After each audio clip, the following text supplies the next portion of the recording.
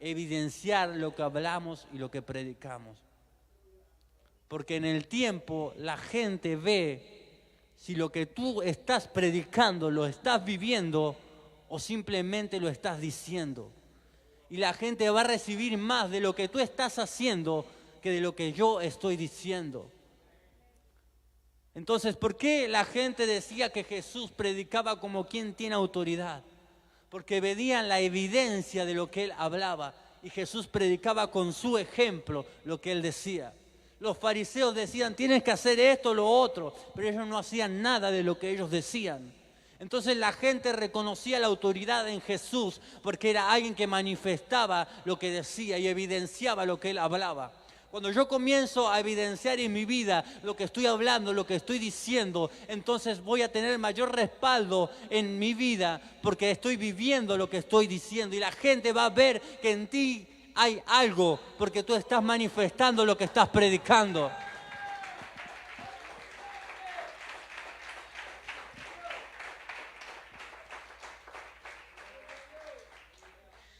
Yo recuerdo cuando joven me tocaba predicar, yo subía a predicar, como decía que ya está, pero no era ya está. Ya está, cumplí, prediqué.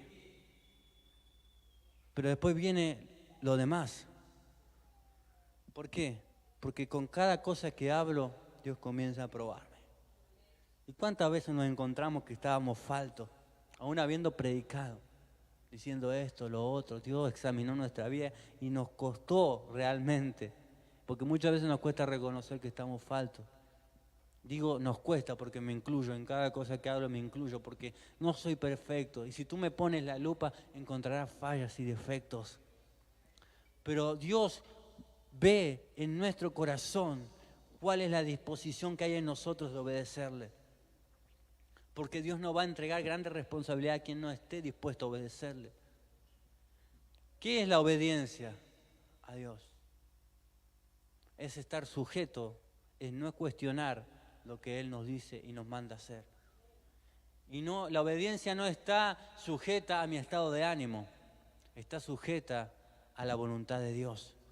¿Qué quiere decir esto? Que yo no soy obediente simplemente cuando todo me está yendo bien, sino cuando todo me está yendo mal.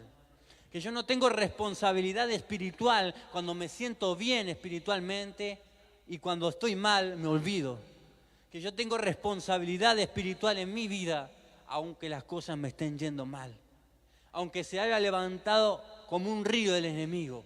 Pero yo creo y sé que no rindo obediencia a mi emoción y a mi sentir, sino a aquel que me llamó a hacer su obra.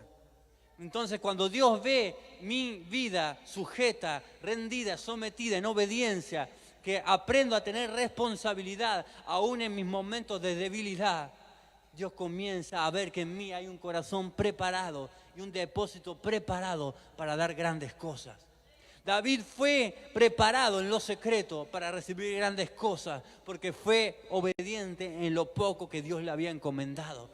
Entonces no es que David se ganó ese derecho de un día, de la noche a la mañana, fue un proceso de obediencia en el tiempo y Dios encontró a un corazón aprobado, a un corazón conforme al suyo, que estaba realmente aprobado para recibir aquel reinado, recibir aquel ungimiento.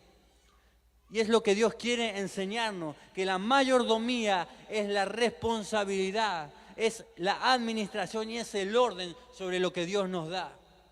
Porque de otra manera yo me pasaré la vida soñando, creyendo que Dios va a hacer algo grande, pero nunca veré la manifestación de eso grande que Dios dijo en mi vida. ¿Por qué? Porque no aprendí a tener la responsabilidad espiritual que Dios me dio. No aprendí a tener el orden que Dios estableció sobre el cual debía moverme. Y no aprendí a ser buen administrador de lo que Dios puso en mi mano. Entonces, para ver grandes cosas de Dios, tengo que ser obediente y responsable en las pequeñas cosas que Él me da. Entonces, cuando Dios comienza a ver ese sentido de responsabilidad que tú tienes, que va más allá de lo que te diga el pastor, sino que tú tienes un sentido de responsabilidad espiritual, porque sabes que más allá del pastor tú rindes una responsabilidad y rindes cuenta a Dios, entonces tu vida espiritual comienza a cambiar y mi vida espiritual comienza a cambiar porque yo soy responsable, porque entiendo que no doy cuenta simplemente al pastor, sino al Dios que me llamó. Entiendo que no doy cuenta a la persona que tengo al lado simplemente, sino a Dios. Porque Dios no me va a pedir cuenta por la persona que tengo al lado, sino por mí. Va a decir, yo te di esto, te di la profecía. ¿Qué hiciste con lo que yo te di? ¿Lo usaste para edificación del pueblo? ¿O simplemente te olvidaste y dejaste abandonado lo que yo te di? Te di el evangelismo. ¿Qué hiciste con la llave que yo te concedí? ¿Te extendiste? ¿Te ensanchaste? ¿Adquiriste? ¿Poseíste? ¿Llegaste a las almas? ¿O te quedaste con que tenías un cargo? Te di quizás ministrar la alabanza. La pregunta es, ¿te multiplicaste? ¿Capacitaste a alguien más? ¿Formaste a alguien más? ¿Quién recibió de lo que yo te di? ¿Alguien está recibiendo de lo que yo he depositado? Simplemente te gozas de que yo te use, pero no te ves reflejado en alguien más. ¿Por qué digo esto? Porque cuando fueron a buscar a Jesús a Getsemaní, no sabían quién era, porque sus discípulos se parecían al Maestro. Habían aprendido. Y cuando tú estás con Jesús, comienzas a parecerte a Él. ¿Y Jesús qué era? Alguien humilde, de corazón, no de apariencia, de corazón. Alguien compasivo, alguien misericordioso, alguien bondadoso. Entonces, ¿cómo sé que he estado con Jesús? Porque Él comienza a verse en mí. ¿Cómo sé que realmente he estado con Dios? No porque yo diga estuve con Dios, es porque la evidencia de que estuve con Dios se comienza a manifestar en tu vida y en mi vida. No es que tú tienes que decir estuve con Dios, es que el amor de Dios se te comienza a ver, la misericordia se comienza a ver, la bondad se comienza a ver, porque estuviste con Él. Pero yo no puedo evidenciar algo que no he recibido.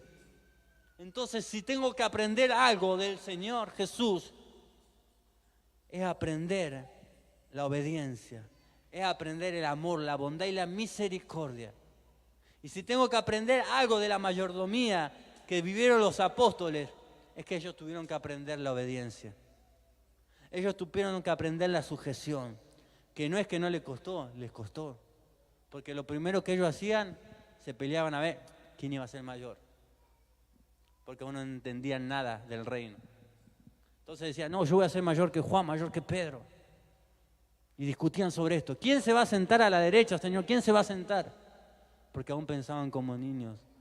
No había sido implantada la mentalidad del reino de Dios en su vida. No había sido implantada la asignación que ellos tenían que cumplir. ¿Cuándo vino esto? Cuando recibieron el Espíritu Santo. Tú ves a un Pedro predicando en el poder del Espíritu Santo.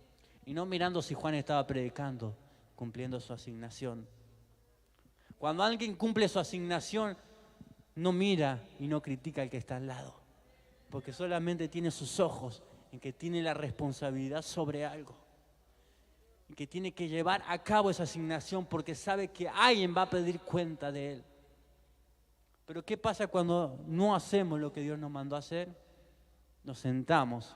Y cuando tú te sientas, comienzas a ver, a criticar, a decir esto, de este y de lo otro. Porque el que no hace nada, critica. Pero aquel que está haciendo algo no tiene tiempo para criticar porque está enfocado y direccionado en hacer lo que Dios le mandó que hiciese. Entonces, ¿cómo puedo crecer yo en Dios y ser un buen mayordomo cuando soy responsable no de lo que tiene mi hermano? No estoy mirando que sea responsable él, sino que aprendo a ser responsable yo sobre lo que Dios me dio.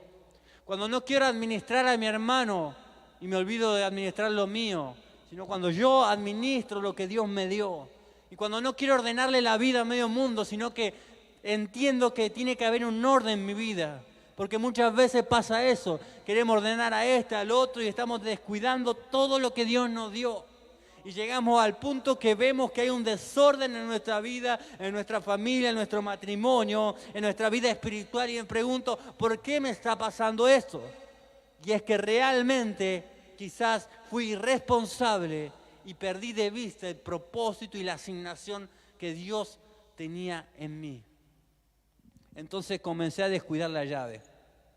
Puede ser la llave de la oración, puede ser la llave de la